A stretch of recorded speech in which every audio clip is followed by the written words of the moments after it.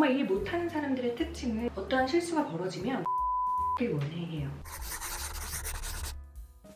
안녕하세요 여러분, 에리크입니다. 오늘은 일 잘하는 사람들의 특징 5가지를 공유드리려고 합니다.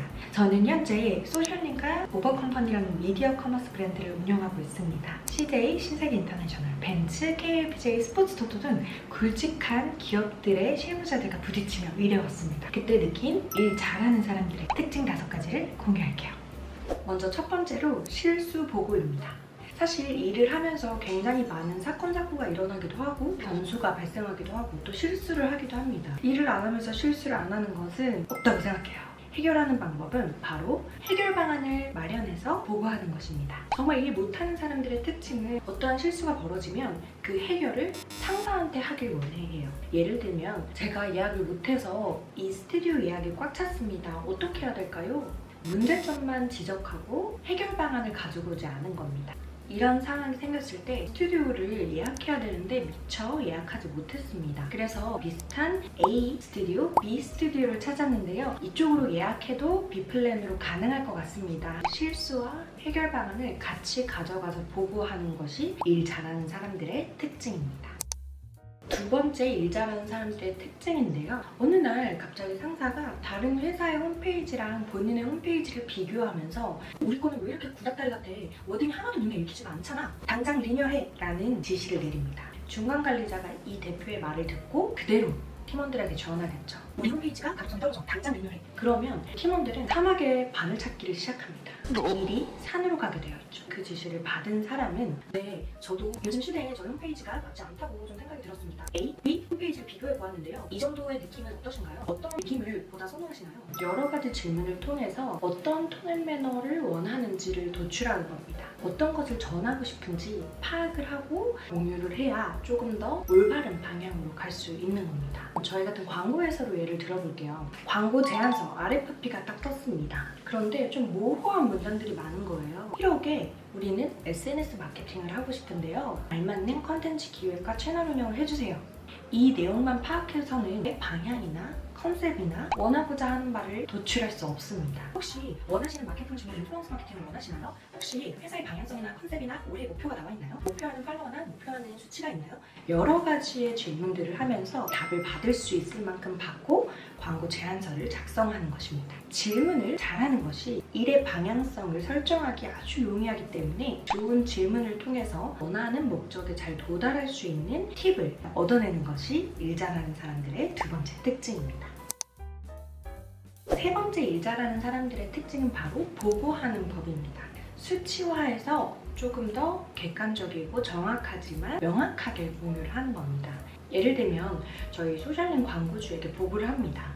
근데 이번 달은 팔로우 100명이 증가하였습니다. 이렇게 하는 보고는 얼마나 그 수치가 좋은 수치인지 아니면 떨어지는 수치인지 파악하기가 어렵습니다. 네, 이번 달에는 경쟁사 대비 34% 이상 저희가 구독자가 더 상승했는데요. 이는 전월 대비 120% 증가한 수치로 구독자 100명 상승 그리고 인게이지먼트 총 500개 확보를 이뤄냈습니다. 라고 보고를 하는 겁니다. 단순히 결과를 보고하는 게 아니라 이 결과는 타사 대비, 전월 대비 숫자로 풀어서 설명하는 것입니다. 협상을 잘하는 방법입니다. 이 협상하는 방법, 즉 영업하는 방법이 영업 측에만 속해질까요? 저는 아니라고 봅니다. 바로 팀원들 사이에서도 매번 의견을 나누고 협상을 해야 되고요. 어떤 회사라도 클라이언트나 또 소비자가 있겠죠. 어떻게 의사전달, 내용 전달을 해야 되는지에 대한 고민이 필요합니다. 그 문제점을 들고 하나의 문제를 해결해 주는 것보다 이런 걱정과 고민이 있겠군요. 공감해주고 그렇다면 이 A의 문제를 해결하기 위해서는 A, B, C의 대안이 있습니다. 이 A, B, C의 대안에 대해서 해결하기 위해서 저는 B 대안이 지금 적합하다고 봅니다. 지금 시점에서는 B 대안으로 해결을 하고 그 다음에는 A 플랜, C 플랜을 활용해 보시는 것을 추천드리는데요. 내부적으로 어떻게 생각하시는지 한번 확인 부탁드립니다. 라고 협상하고 내용을 조율하는 것입니다. 상대가 선택을 조금 더 효율적으로 할 수 있게 예시를 전달하고 나의 의견을 전달하고 해결 방안을 전달하는 것입니다. 이것이 일 잘하는 사람들의 또 네 번째 팁이자 방법입니다.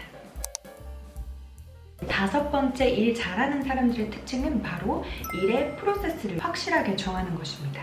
사실 일을 한다는 것은 50% 이상의 프로세스에 따라 일하는 것인데요. 확정되어 있는 프로세스를 얼마나 완성도 있게 해나가느냐가 중요한 일의 핵심이기 때문입니다. 내가 이 한 가지 일만 할 수 없기 때문에 협업도 얻어야 되고 대체자도 생기게 됩니다. 그럴 때는 일의 프로세스 안에서 일을 공유하거나 나누거나 진행할 수 있어야 합니다. 그 프로세스가 정해져 있으면 어떠한 일이나 상황이 와도 안정적으로 업무를 수행할 수 있는데요. PD, 영상 제작자를 예를 들겠습니다. 기획, 촬영 준비, 촬영, 편집, 피드백을 받고 최종본 이런 프로세스로 영상이 도출되게 됩니다. 각 파트별로 협업자를 찾고 그 협업자와 함께 정답에 가까워지기 위해 일을 해나가는 것인데요. 정해지지 않고 일을 한다는 것은 평생 일잘러가 될 수 없다고 자부할 수 있습니다.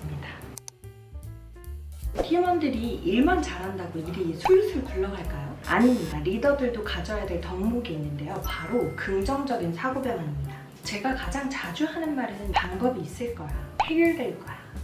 우리 일에는 변수와 실수가 굉장히 많이 존재합니다. 빠르게 해결하기 위해서는 긍정적인 사고 변환이 필요한데요. 방법이 있을 거야 라고 말할 수 있는 긍정적인 사고. 일은 언제나 해결되게 돼 있어 라는 태도가 중요합니다. 이러한 태도로 이 일하는 사람들과 자기 효능감을 느끼면서 긍정적인 사고 방안으로 일을 해결해 나가는 것이 바로 우리들의 일입니다. 이렇게 일 잘하는 사람들의 꿀팁 5가지를 전달해 드렸습니다. 여러분들만의 일 잘하는 방법이 있다면 댓글로 마구마구 공유해 주세요. 우리의 멋진 일꾼들 파이팅입니다. 네, 오늘도 재밌게 보셨다면 좋아요와 구독 부탁드릴게요.